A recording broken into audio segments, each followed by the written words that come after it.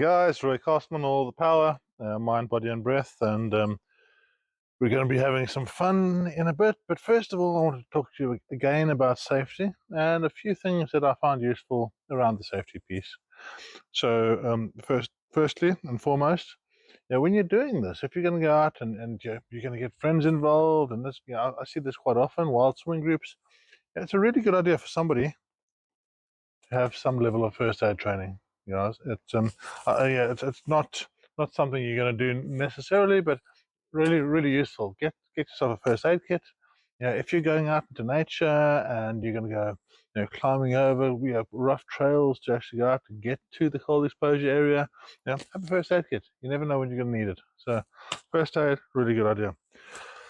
The other question that I get a lot, there goes the first aid kit. The other question I get a lot is, what about when you're at a workshop, when you're doing a retreat, when you're doing these things, or as we're going to talk about in a short while, I've got a fixed in position ice bath. How do I keep things clean? Right?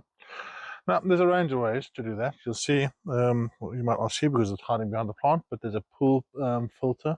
So that pool filter will go and take away most of the bigger particles, the bigger things that are in the ice bath. People get in with slightly dirty feet, and get them to shower first if they're coming in to do an ice bath. But if they are a bit dirty, then the pool filter will take a lot of that out. I then use this joyous thing here, which is an ozone machine. So it creates ozone. Right? You plug it in. And we'll show you that in a second. You plug it in, this goes into the water, and this blows ozone out through the water and makes kills. Ozone is something that will kill a lot of bacteria and make your water much cleaner. Then you'll see something here called Pulsan. Pulsan is almost like chlorine. Now you can have a chlorine tablet. You can put a chlorine tablet in a little float. I've seen people do that with ice baths, with a slightly bigger ice bath. So a chlorine tablet and a little float going into the ice bath. I don't like the way chlorine feels on my skin. Okay, if it's staying, you don't get the dosage right. I find that a challenge. So I do use this brand. It's called Pulsan. Which is based on a copper rather than on chlorine, so it's a lot less harsh on the skin. You get the same little testing kit where you dunk this into the water, and these 4 different strips come up with a different color, and it tells you on the side here exactly what to do with each of the colors. You then have the main Pulsan treating liquid. Okay, you have the alkalinity increaser, so if it becomes a little bit acidic, you put this in and it helps it become more alkaline. You have the pH decreaser, so again, if it gets too alkaline, you can reduce it. And you have, what is this? Something in French, so I have no idea what that is, to be honest. Regenerator. This is an oxygenator. So this does almost the same as the ozone machine. It adds oxygen to the water, and when you put more oxygen in the water, it actually takes and kills lots of bacteria. So lots of options for you. Lots of things you can do when you're trying to ensure your ice bath is clean. Make sure you change the water once every 6 to 8 weeks. I typically change mine at least once a month. And by having not as much water in the ice bath, just exactly what you need. Go in the first time, see what the level is, measure it, and make sure you don't put too much in. Otherwise, it just all spills out all over the place. It makes the garage all messy, and makes things a little bit less easy to manage. And then you use less water. Right? So that's my tips for cleaning Pulsan, which is great. All right, and the ozone machine, creation of ice. Now, you see here I have got tonic water, don't tell anyone, it's nearly finished, a small bottle of water, an ice stream tub, and some salt. Why would I have salt? Well, I've also got the temperature gauge that we use and the timer. These things are all quite important when you're dealing with ice. You want to make sure you stay in the ice the right amount of time, as we've said a number of times. This is a Dream Sky unit. I've used quite a few of these. I like these because they've actually got a set of magnets on the back, so I can actually stick them to anything magnetic. if I need to. And they've also got a little flip down. They can do, as I said, a countdown. I've said before, a countdown, and they can do a count up.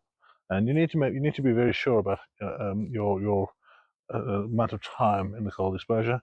Again, safety is important. 3 to 5 minutes is all we're aiming for once you're fully adapted. But at the moment, let's just talk about how we get our ice sorted out. If you were to take little bottles of water, the next 5 or 6 times you're going out and buying the little 12 pack, just keep the bottles. Keep the bottles and put these bottles into your freezer. Okay. Now, the reason I bought the reason I bought the salt is salt actually reduces the freezing temperature of water. So if you put, I think it's 30 grams per liter of salt into water, it reduces it by 1 degree. So if you were to put in quite a few teaspoons of salt into a bottle of water this size, put this bottle of water into the freezer, what that means is this water will freeze at a lower temperature.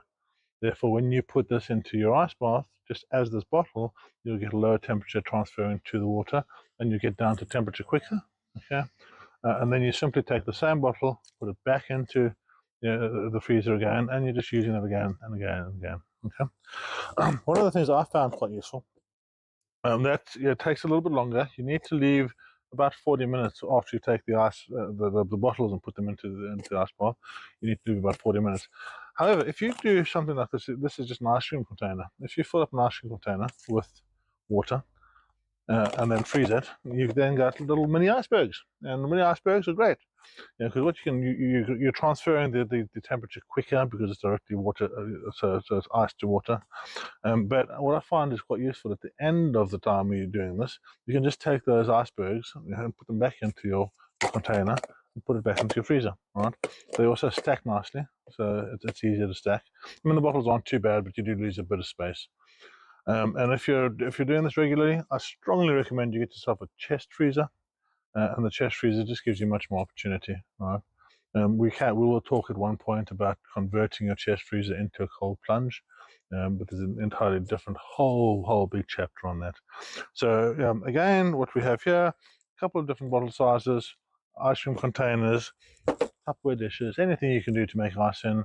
If you're going to be keeping them in a sealed container, use some salt with them. If you're going to be keeping them in an open container that you can re-stick the ice back in again, don't use the salt in there. I mean, you can do salt in there. It just makes the water a little bit more difficult to manage in terms of the other things. So get your ice into the freezer, and let's get the ice bath going. And I just wanted to run you through my ice bath setup that I've got at home. I've gone and I bought a chiller, from China, believe it or not. And it took a while to get here. It took 3.5 months to get here and ended up costing double what it says because you have to pay import duties and things. But it's worthwhile doing. So come over, have a look. You can see what's happening here is we have a pool filter. Over here, we have a filter, and this filter allows us to clean the water. You can see it's 19.5 degrees at the moment. This was 20 degrees a short while ago, and you won't be able to feel it, but the air coming out here is now quite warm, and it'll be dropping the temperature. The water's being pumped through. And come on in, and you can see the plumbing just brings the one water in the one side and out the other side, and slowly but surely the temperature is coming down. 20 degrees at the moment, but we'll be monitoring this, and within about 15 minutes that'll be down to temperature. What I'm going to show you now quickly is we spoke about the ozone machine. This is ozone.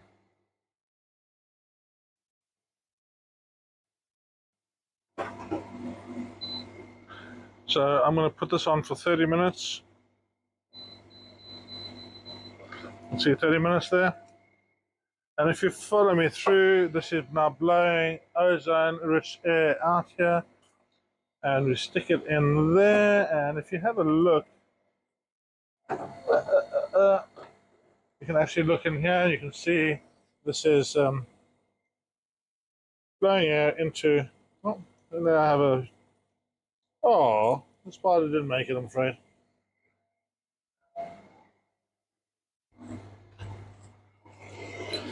And I mean, that's running that for 30 minutes gives us a nice clean ice bath. We have temperature gauge, we have the ice bath, we have everything being filtered, and yeah, this is a great way for me. Yeah, probably less than £1,500 to set this up for. And I can come down here, turn this on, and get in my ice bath half an hour later, and bring myself back to happiness again. Thank you very much.